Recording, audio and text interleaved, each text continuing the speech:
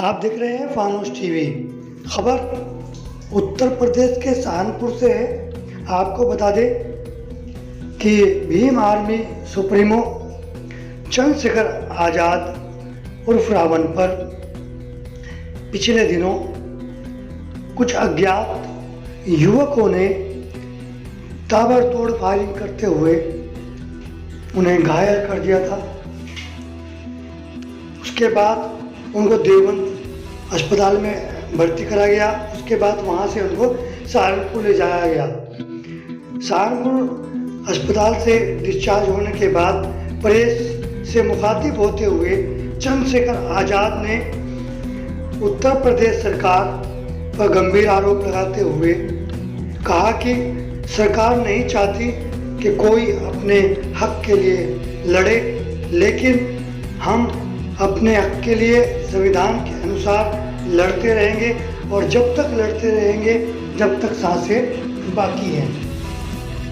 उन्होंने बताया कि उन पर जो हमला किया गया वो किस तरह किया गया, कितने लोग थे और गोली कैसे और कितनी चली, गोली कहाँ लगी और कैसे लगी। देखिए उन्होंने प्रेस से मुखातिब होते हुए क्या क्या कहा। बुलेट जो चीरती हुई लोहे के हिस्से को गाड़ी के, और वो मुझे लगी तब मुझे एहसास हुआ कि हम गिर गए। फिर तीसरी गोली चली, इसने मेरा आगे वाला शीशा पूरा डैमेज कर दिया।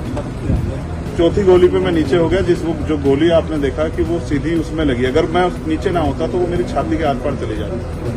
फिर वो गाड़ी 10 मीटर आगे जाके रुक जाती है। वो दो हवा में फायर करते हैं जैसा मैंने देखा, और फिर उन्होंने फिर हमारी गाड़ी फायर किया।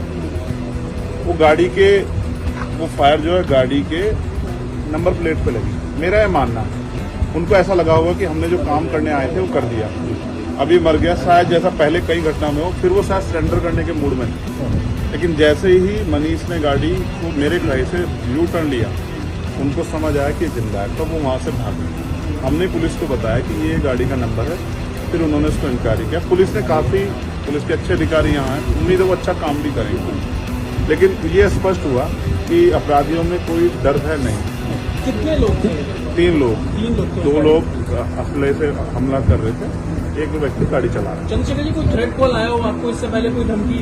पिछले कई सालों से आ रही है। मैं लगातार पुलिस को इंटीमेट भी करता रहता हूं। मैंने डीजीपी को भी लिखा, गृह मंत्री को भी लिखा, मुख्यमंत्री को भी लिखा, यहाँ के पहले एसएसपी डीएम थे उनको भी लिखा। लेकिन डीएम साहब जो पिछले थे अखिलेश सिंह जी, उन्होंने साफ मना कर दिया कि चीफ मिनिस्टर नहीं चाहते चंद्रशेखर को सुरक्षा दी जाए। मेरे आज भी याद है ये बात, क्योंकि मैंने एलआईयू के अधिकारियों द्वारा पूछा कि भाई मैंने आपको बताया फिर क्यों नहीं हो रहा है।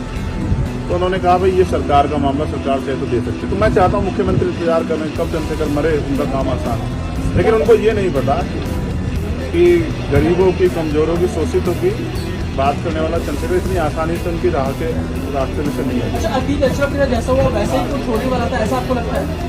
अब आप इसका आकलन खुद करें कि क्या हुआ और क्या हो सकता है।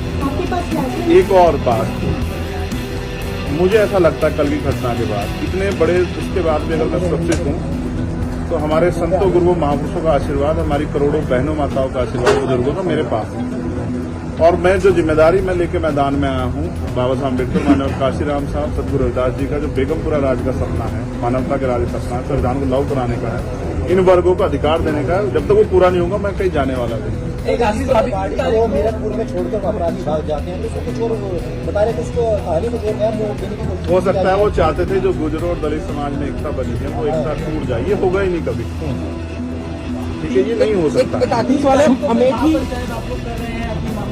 हमारी लीडरशिप ने ये निर्णय लिया है कि जब 24 घंटे में गिरफ्तारी हुई तो हमें अपने लोगों को भी जवाब देना है, तो इसलिए शायद उन्होंने 3 तारीख का समय रखा। मैं उसका हिस्सा बनूंगा। अमेठी के अंदर एक फेसबुक वायरल हुई है पोस्ट जिसमें आपको मारने की वो की गई है, क्या देखिए लोकतंत्र है, उनके अधिकार है, मारे या छोड़े। मैंने कहा ना, मैं पहला थोड़ा ही जो मारा जा रहा हूँ या जिसको मारने का प्रयास किया, मुझसे पहले बहुत मरे हैं, लेकिन उनको कोई जान नहीं रहा था। मुझे लोग जानते हैं तो मेरी बात आगे बढ़ती, लेकिन मैं अपने लोगों को मरने नहीं दूंगा। ये भी मैं उनको संदेश देना चाहता हूँ। पोस्ट किया है अमेठी क्षेत्रीय महासभा से कि इस बार तो बचिए, अगली बार नहीं बचेगी। देखो, मैं गोली से डरता नहीं, मैं गोली से, बंदूकों से नहीं डरता हूँ। मैं संवैधानिक रास्ते से चलता हूँ, संविधान को मानता हूँ। गोली चलाने वाले को कहना चाहता हूँ कुदरत उनको सद्बुद्धि दे, गलत जगह पंगा ले रहे हैं। मैं झगड़ा नहीं चाहता, मैं अपने लोगों को भी कह रहा हूँ कल से शांति बनाने को और संविधान के रास्ते चलो। वो हमें डिस्टर्ब करना चाहते हैं कि जो हम राजनीतिक ताकत हमारी बन रही हो कमजोर हो जाए, हम दूसरी दिशा चले जाएंगे। लेकिन ये भी एक अटूट सत्य है कि हम संविधान के जरिए जवाब देना जानते हैं और किसी को गलतफहमी हो तो वो गलतफहमी सुधारने का समय वो कर रहे थे, वो पाला क्यों थे? मुझे ही तो मारना है ना, वो बता दे मैं चला जाऊंगा मरने, मगर मेरे लोगों के साथ तो खेलना चाहिए। मैं तैयार हूं, अगर मेरे मरने से हमारा आंदोलन आगे बढ़ता, हमारे लोग खड़े हो तो मुझे कोई दिक्कत नहीं है। लेकिन उनको ये समझना चाहिए कि ये आज लोकतंत्र है। गोली की भाषा से एक चंद्रशेखर मरेगा तो क्या हो जाएगा, हजारों चंद्रशेखर पैदा हो जाएंगे। ये समाज, बहुजन समाज तो उपजाऊ समाज है। एक मरेगा हजार पैदा हो, कितने चंद्रशेखर मारोगे? मारो। गोलियों में सत्ता का संरक्षण आपको या मुख्यमंत्री आपका अपना है, खूब चंद्रशेखर को मारो। हर जिले से चंद्रशेखर पैदा हो। पहली घटना आपके साथ बाबा साहब अम्बेडकर और माननीय काशीराम साहब को सपना पूरा करे बगैर संविधान को लागू करवाए हम लोग जाएंगे। चंद्रशेखर भाई, पहली घटना आपके साथ मुजफ्फरनगर में हुई, दूसरी अब देवबंद में हुई। क्या लगता है कि आसपास का क्षेत्र से पहले बुलंदशहर शहर में अगर पहली घटना पे ठोस कार्रवाई हो जाती तो अपराधों के हौसले कमजोर होते हैं। लेकिन मैंने कहा ना कि एक रानी का नहीं, प्राइमरी स्कूल के हेडमास्टर का बेटा है, एक गरीब माँ का बेटा है, तो मर जाए क्या फर्क पड़ा, किसी क्या फर्क पड़ता है? उनका रास्ते घाटा आसान से निकल रहा है, तो इसलिए उनको लगा कोई वो नहीं। लेकिन जनता समझ गई।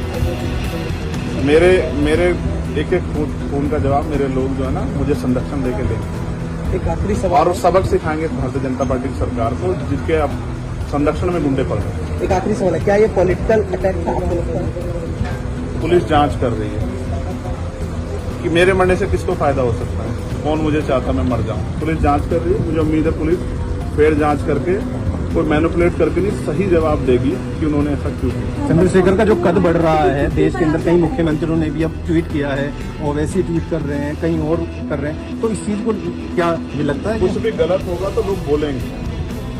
अगर कल मेरी जान ही चली जाती तो लोग फिर भी तो उनको पीड़ा होती, उनको अपना भी देखना है, कल उनके साथ भी हो सकती है। ये लाइन ही विचारधारा ही गलत है कि गोली से वो करो, और ये बीजेपी की भाषा है, गोली मारो सालों को, ये वही उसी को उपजाऊ हो रही है। देखिए बहन जी से मेरी कोई नाराजगी नहीं है, मैंने उनको हमेशा बड़ा माना, वो मुझे छोटा नहीं मानती अपने परिवार का। उनको ये घटना छोटी लगी, शायद अगर मैं मर भी जाता शायद उनको इसमें कोई शायद बुरा नहीं लगता, मुझे उनसे कोई दुख नहीं। मेरे लोग मेरे साथ हैं, ये बहुत, और वो समझ रहे हैं कि जो उनके लिए मरने को तैयार है, जिसकी जो जान पे जिसकी बनाई है वो हमारा अपना है।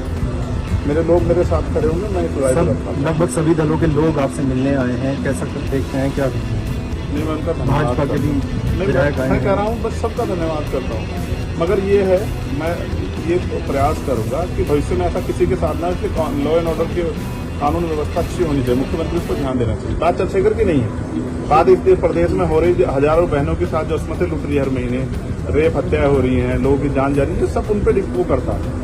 तो वो मुख्यमंत्री पद पर बैठे हैं, अगर वो इसको संभाल नहीं पा रहे हैं तो क्या फायदा, तो उनको इस्तीफा दे देना चाहिए। फिलहाल आप ही के डिस्चार्ज के जरा हाँ ठीक। आपके कार्यकर्ताओं ने आज जो है जगह जगह ज्ञापन दिया है, सहारनपुर में दिया, अगली रणनीति क्या रहेगी?